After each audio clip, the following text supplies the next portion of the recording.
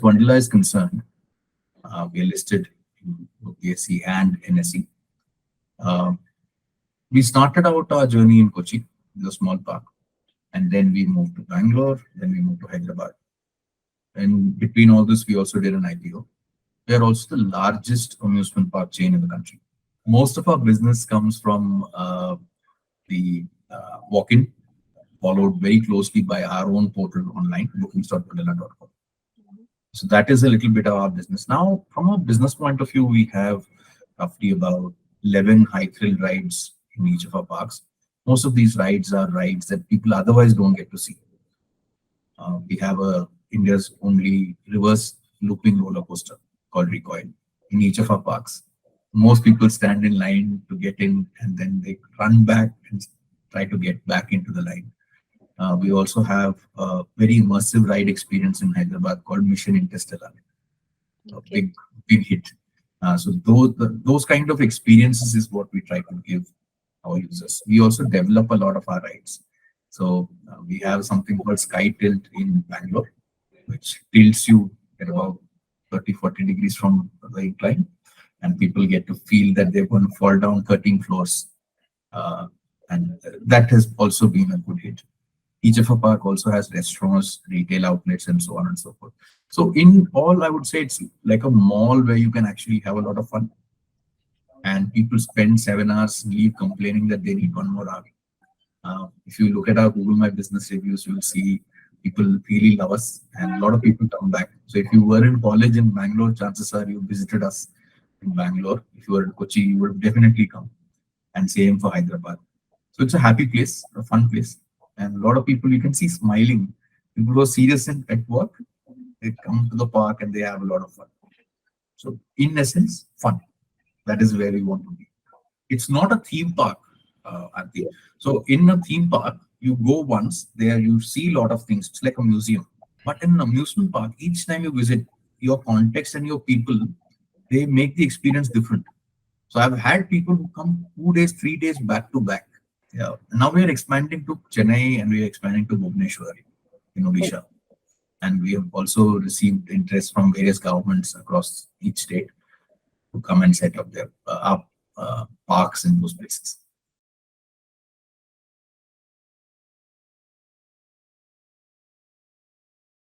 Our challenge has always been twofold. One is, how do we get people to come to us and book? We don't offer any special discounts online or offline or anything like that. So we have certain offers which are like early bird offer and stuff like that. But most people prefer to book 1 day or 2 days before, right? So we don't offer any special discounts. But what we've seen is people tend to book after office hours. And we don't have, or rather we wouldn't want to keep a lot of people waiting in office just to answer these calls. So we've instituted a series of steps where we try to analyze the questions first. And we found roughly 90% questions are the same. Worded differently, but they're similar, right? So for example, one question would be, once I pay the entry fee, do I have to pay each ride separately? Right? Is the park open tomorrow? It's Sunday. Are you open tomorrow? Of course, we are open. We're open 365 days, but you need someone to tell them that. So we realized that 90% questions were the same. So we reached out to our partners at Wonderla, and we set up a chatbot flow. This is apart from the chatbot flow that we have set up in Google My Business. We realized that a lot of people, once they start from home, they have map and they switch on the map, and then suddenly they have questions. Is the park open today? Right? So we've set up that on a Google chatbot also. But amount of people that come top of the funnel for us on our own website is crazy, and most of them come after 7, 8. In fact, there's a spike that we see after 12 also. A lot of people are booking tickets, right? So now you cannot start from your house to Wonderla if you are not clear on certain aspects. If you remember, the early days of the pandemic were chaotic, and the first 6 months or so we were not open by the mandate, right? So we couldn't open for 6 months or so. So when we started opening up, this was I think November 2020, When we started opening up, there was a lot of confusion. Are you open on this day, on that day? We started with opening only on the weekends, then all days, and so on and so forth, right? So there was a lot of confusion, and those questions that kept coming. We actually had people just calling us to see, and we are outside the city. Aarti. We are not inside the city, so it's a Yeah. significant investment of time and effort to drive all the way there just to see locks.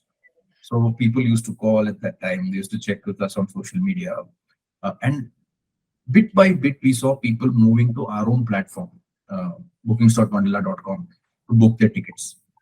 They used to come to Wonderla.com when they realized that we were updating it constantly. So one of the key things that we realized is that we have to be up to date. It is not just put a brochureware website Mm-hmm. and people will come and read, because the information is changing almost minute by minute at that time. You Yeah. had restrictions on temperature, you had restrictions on various rides, you had restrictions on routes, you had restrictions on whether you were immunized or not, and so on and so forth. So these updates, we kept pushing on our website, we kept pushing on social media, we kept updating our Google My Business page. So everything, every single place where we could give information asynchronously, we would. And synchronously, when somebody called, we'd give them that update as well.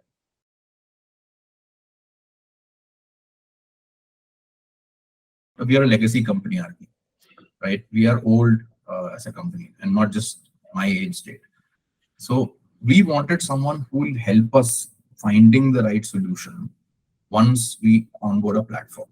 We also wanted someone who could help us best with best practices, who could help us speak with people that we otherwise couldn't speak. So to give you an example of each of these use cases, when we spoke with you guys, we also were speaking with other potential partners. But Verloop's pre-sales team came across as a consultative salespeople. They told us what would work, what would not work very upfront. They also told us there will be a success partner who will ensure that your queries are met, who will be sending you reports, and so on and so forth. It became more of a partnership than a vendor relationship. That was the first part. Second part was we wanted to, move into newer things that were constantly happening. And with our partner at your end, we could do that constantly. Third thing, I think this is more important, is if you, as a retail small client like us, if we are a small brand, if we go and speak with the Meta, Mm-hmm. we're not going to get too much support.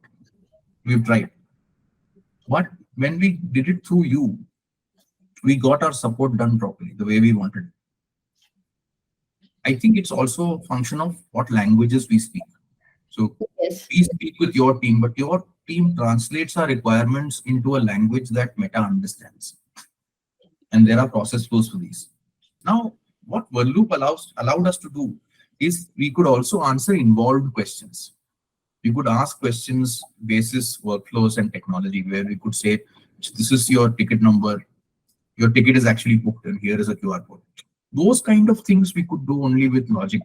And Google does not allow you logic, and we don't have people who are sitting in the night.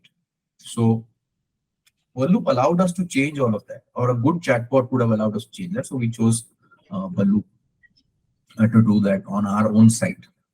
90% booking happens on the mobile. So we wanted something that would work well without slowing down load times, etc., etc. So that is where we were in the customer flow.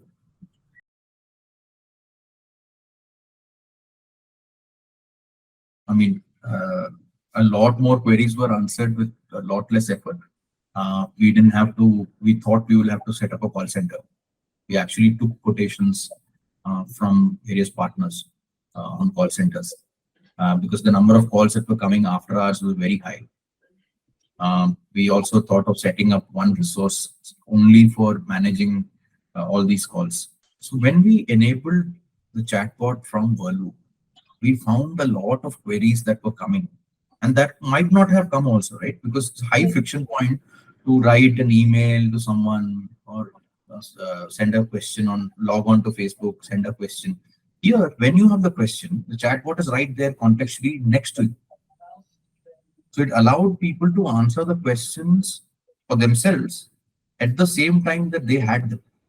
And typically what we saw was nobody stops at one question.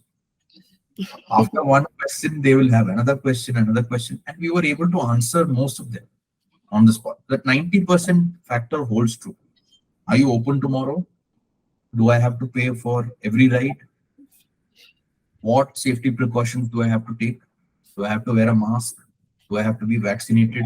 Can I bring a 2.5-year-old who's not vaccinated? And so on and so on. What temperature controls do you have? What safety precautions do you follow? We had all these questions. All of this was very smoothly sorted out thanks to conversational AI.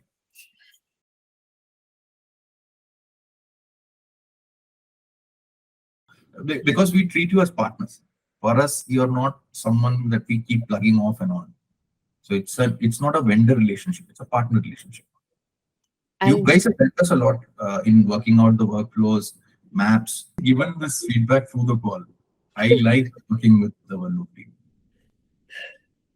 They have actually been good to us. And unfortunately, for most other partners, our partner at Wonderla has not changed.